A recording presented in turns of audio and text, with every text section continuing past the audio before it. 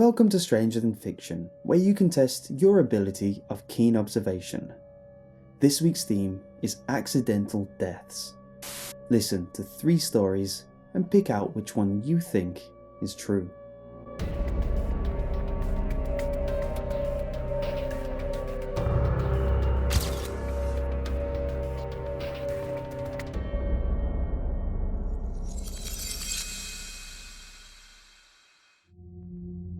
It's always convenient using the elevator, so it's annoying when they go out of order, especially when you're a busy person like the medical student in our first story. But there's a reason people say patience is a virtue.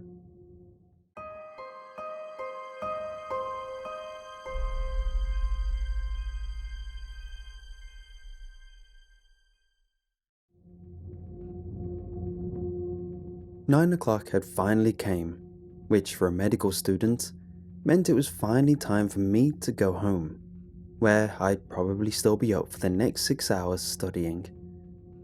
I was leant back against the wall, facing the elevator doors. To my relief, they were finally back in service, after being temporarily out of use for the past 4 days. My aching legs were happy to be done with the hellish hospital stairs. The elevator's doors opened and I stepped inside, pressing the ground level button. I was more than ready for this day to be over and done with. The doors to the hospital elevators always took a bit longer to close than your average elevators do. This is because they have to allow extra time for gurneys and such to be brought in. While the doors stayed open an obnoxious amount of time, I noticed Dr. Paulson walking towards the door, one of the best surgeons here in the hospital. Dr. Paulson stopped, peeking his head in, and asked, "These things finally working right?"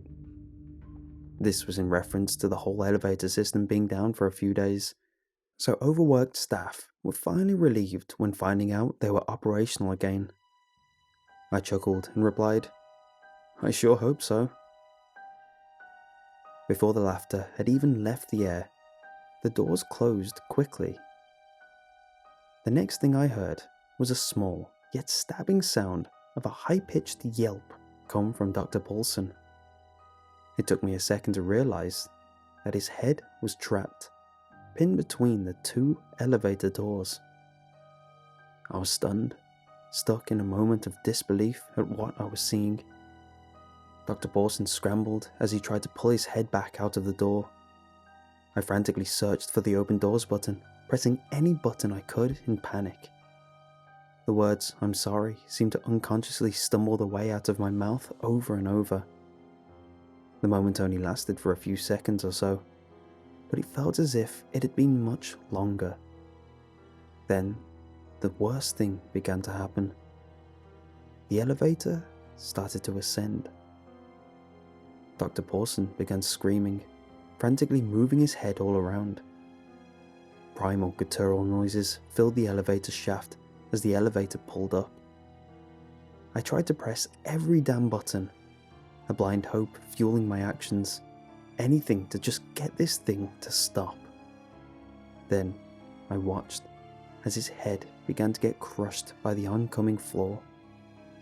I closed my eyes from the gruesome sight, so tight that I could feel the muscles in my face begin to twitch. While my eyes were closed, I could only listen. The screaming had stopped. After a soft thud, all that filled my ears were the sounds of the elevator's hum and my own heartbeat, which danced dangerously fast in my chest. I opened them back up and saw no sign of Dr. Paulson at the door. Blinded by hope, I then looked around to see if he made it in or not. When my eyes drifted down, all hope had left me. On the floor laid the severed head of the now once renowned surgeon. I didn't know what to do or how to feel. I was just, for lack of a better word, stunned. I waited and waited for the doors to open again so I can escape this surreal nightmare. what made things worse is, they didn't. After a hard clunk, the elevator just stopped and sank me in an eerie silence. All the while, I just kept looking into his lifeless eyes. They were judging me, filling me with questions I subconsciously put in his mouth. Why didn't you stop the elevator? Why didn't you pull me in? Why didn't you save me? You could still see the terror the man had on his face, etched in as his final moments in this world. Then a call from the elevator speaker began to play. The person on the other end told me they were doing everything they could to get the elevator working again. I was trapped down there with his head for over an hour before first responders broke through to rescue me. I still haven't been able to fully get over that event. Sometimes, when I'm alone, I feel like I haven't left that elevator, that I'm still stuck down there with him. Now, when I try to think back to the once great surgeon, I can only see the mutilated face that lay before me that horrific night.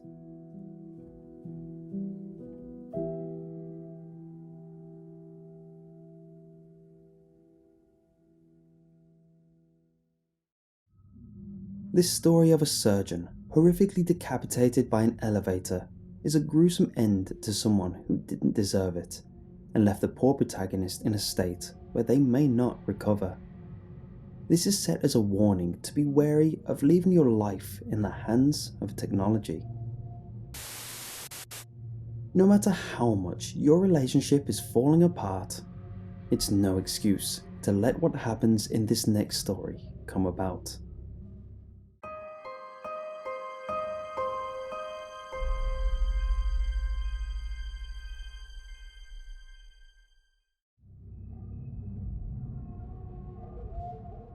I was probably on my 5th or so round of Jack and Coke.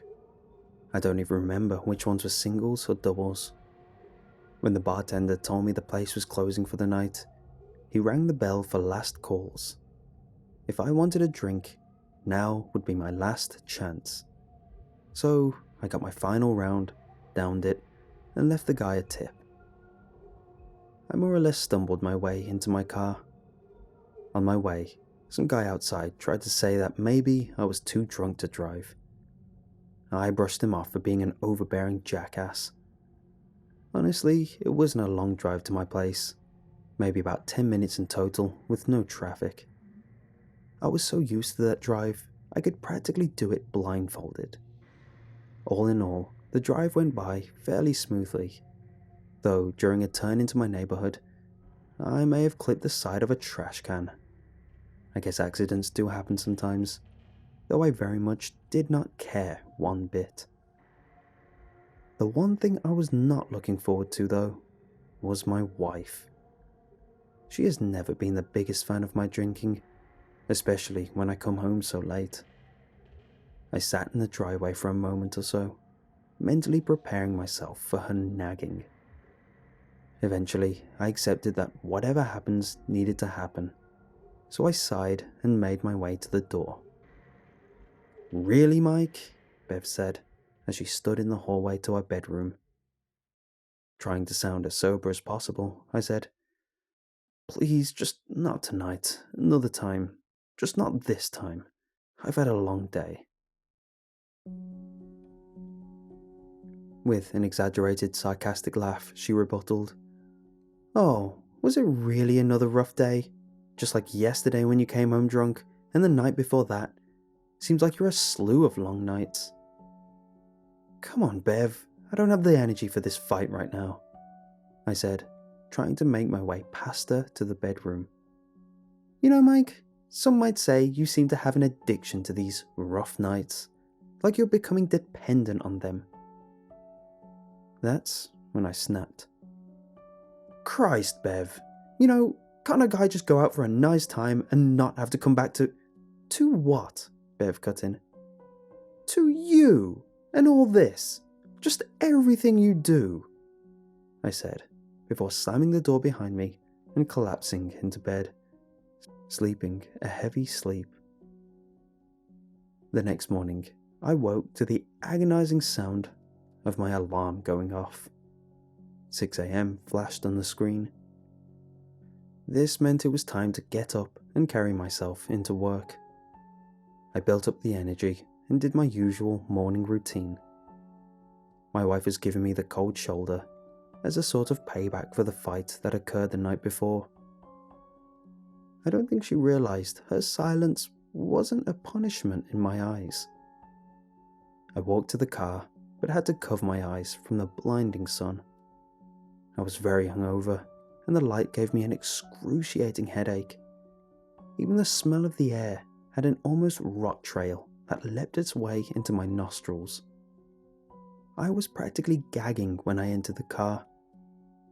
I was just about to pull out of the driveway when I saw Bev make her way out of the front door, heading in my direction. I put my hands on my face, just thinking to myself, oh God, what now? But she did something rather odd. She stopped in her tracks. Maybe stopped isn't the perfect word, more like froze, as if she was suddenly stunned, stuck in a gap of time. I looked up at her, puzzled at what she was doing, and shrugged my shoulders. Just as I was about to take this as a time to leave, Bev let out one of the loudest, blood-curdling screams I'd ever heard, followed by a series of "oh my gods" over and over. I jumped out of the car, confused, as I watched her collapse to the ground, wailing and screaming. I tried consoling her, thinking she had finally snapped. But the only thing she mustered was, "Mike, what have you done?" She wouldn't look at me, just the car. For a moment, I thought maybe that trash can I had hit left a bigger dent than I thought. But I knew Bev. Something like that wouldn't get this sort of reaction out of her. I turned my head to the front of the car where Bev's eyes seemed to be glued to. That's when I replicated all her reactions, starting from the dumbfoundedly stunned to the throat-damaging screams. My wails carried so much pain, it made me realize everything my wife was trying to prevent from happening. On the front of my car was the mangled body of a young girl from our neighborhood, intermingled within the front grille of my car.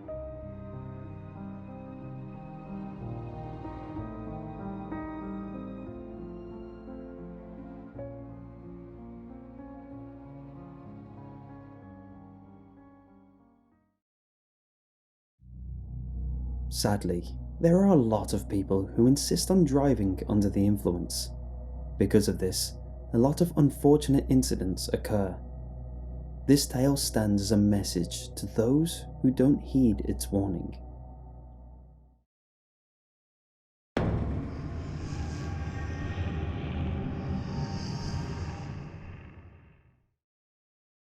It's natural for family to love each other, but can this love turn deadly? We'll find out in this next story about a happy grandfather about to receive a visit from his beloved family.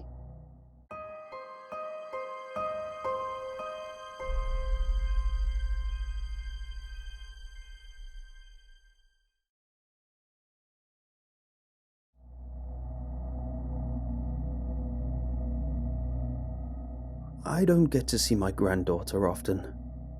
Every time little Sarah came over, it warmed my heart to see those bright little eyes. She looked so much like her mother when she was Sarah's age. It made me reminiscent of the past when I looked into them, as if her soul was a photo album of my heart. I had spent the entire day prior to their arrival preparing the house. I planned out everything I wanted to do that weekend with them. I had to cater for my daughter and her husband. but the one I prioritized above all else was Sarah. I planned to take her to the sweet shop where I could spoil her with many treats. Then I wanted to take her to the park to let her feed the ducks and geese, finishing off the day with a nice home-cooked meal. I was never a good cook, but with my sweet Lisa passing the year before, I had no other choice. They had a 4-hour drive before they would arrive. I watched the clock, with excitement in my heart growing faster each coming hour. I know for some, a family gathering might not sound like much, but at my age, it meant everything to me. The 4th hour came and passed, and my excitement suddenly grew to worry. I began to call my daughter's phone in hopes of finding some answers, but I just kept getting sent to voicemail.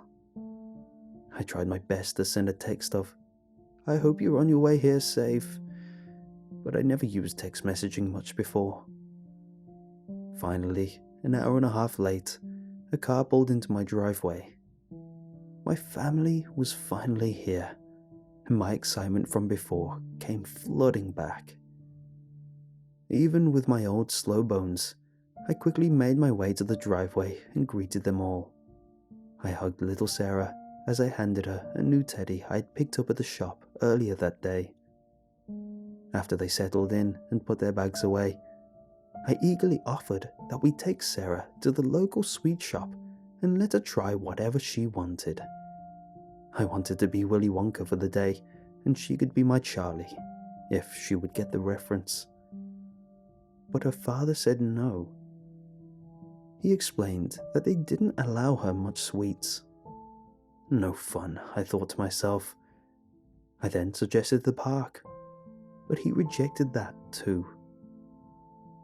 I tried to hide the disappointment that was sweeping over me. I was so excited to share these things, which I brought my daughter up on, only for them to be immediately shot down. Luckily, Sarah made everything better when she told me all about her new class. It was her first year in school. I was enthralled, hanging on every word she said, asking attentive questions when I could, and she loved having a fresh pair of ears to talk off. All the while, I could hear my daughter and her husband in the other room. Though they were doing so in hushed whispers, I could pick up they were arguing. This saddened me. When bringing up my daughter, I always made sure to bring her up in the most positive environment possible. I feel it's what helped shape the person she was today. So I was dismayed to see that Sarah might not have the same luxury. I also tried my best to let my daughter try anything she wanted, rather than making every decision for her, something which I had already witnessed they were not doing. This was not the way to bring up a child, I thought, so I set out to try change that. After everyone settled in, I offered them all tea. My daughter and her husband said no, but Sarah told me she had never tried that before, that she only ever had hot chocolate before. I asked if I could make Sarah her first ever proper cup of tea.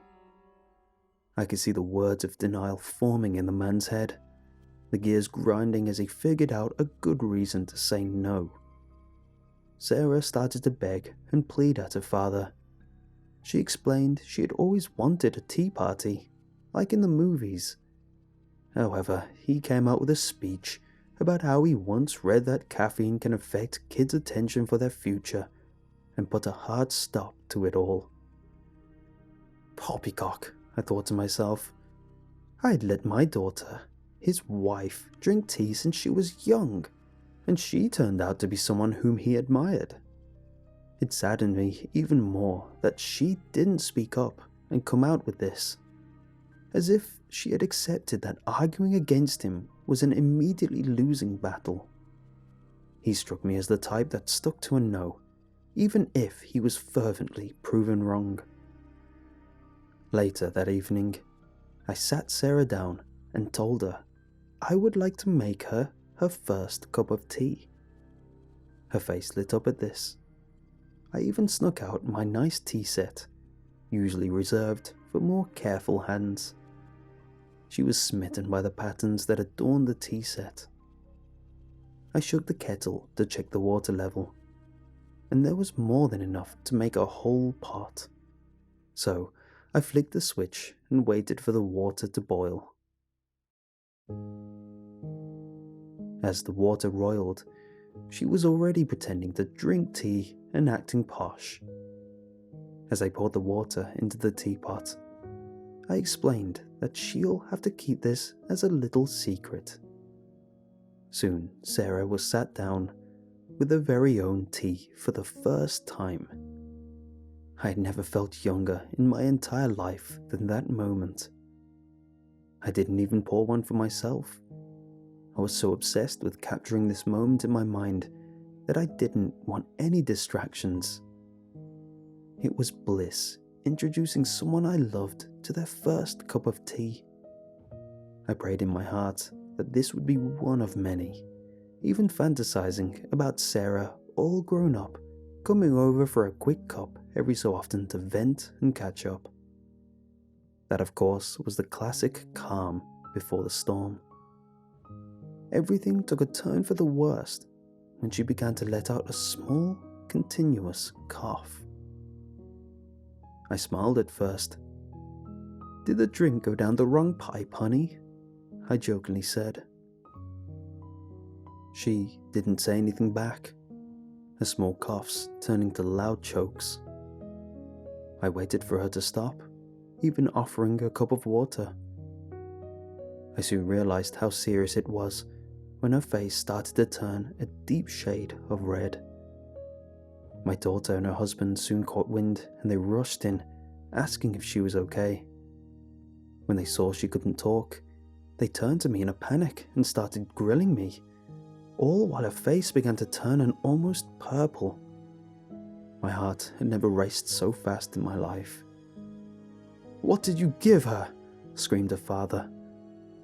I couldn't answer. I just stared through blurry eyes as water filled them. I was frozen in the deepest fear I had ever felt in my many years of life, watching her purple face turn a sickly shade of blue.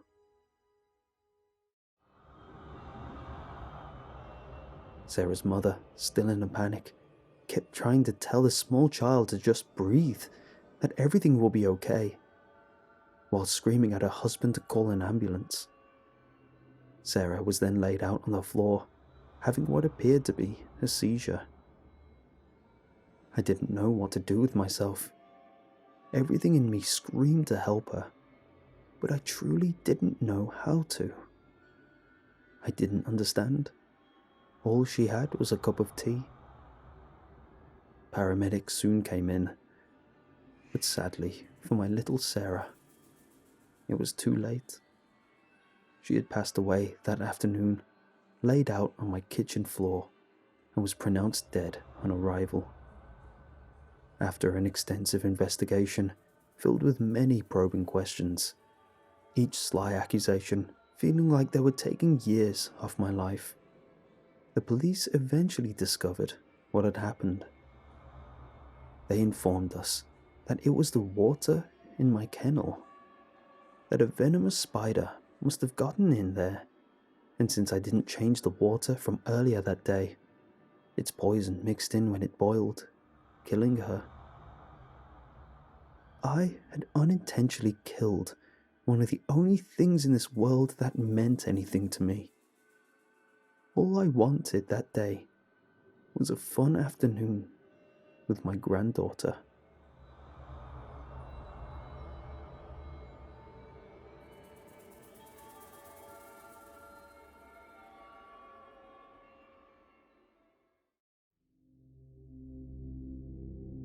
There's a saying that there's no greater pain than a parent outliving their child. So, using that logic, the pain of losing a grandchild must be severely unbearable. The only glimmer of hope for him is if this story isn't true.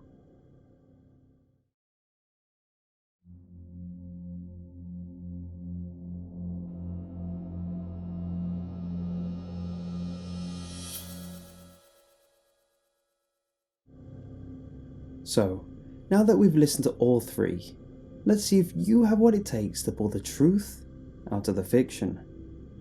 Comment below which story you think is true. Is it the first story of a medical professional beheaded in a workplace accident? How about the second story of a drunk driver unintentionally adding a morbid hood ornament to his car? Or maybe the third story of a loving grandpa who served his granddaughter her last cup of tea? Feel free to pause the video now and lock your answers in the comments below.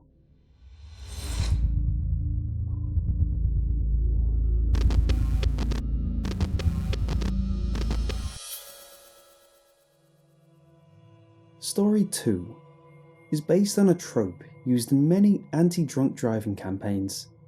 They often feature either a child or a pet for shock value. Story 3 is based on an old chainmail circulated around August 2013. It warned of leaving water in kettles as venomous spiders may crawl in and make your drinks poisonous. However, no matter how venomous a spider is, they are not poisonous if ingested, as they need to be administered to your bloodstream to have their desired effect. If you figured out it was story 1, you were right. This story was based on a real incident in the Christus St. Joseph Hospital. The elevators were down for a few days, and when the out of order sign was gone, Karen Sino decided to use them. When Hitoshi Nakaido decided to join her, the doors pinned him. The rest played out as the gruesome tale which unfolded in story 1. Did you get it right? Leave a like if you did. Until next time, where we determine if reality is stranger than fiction.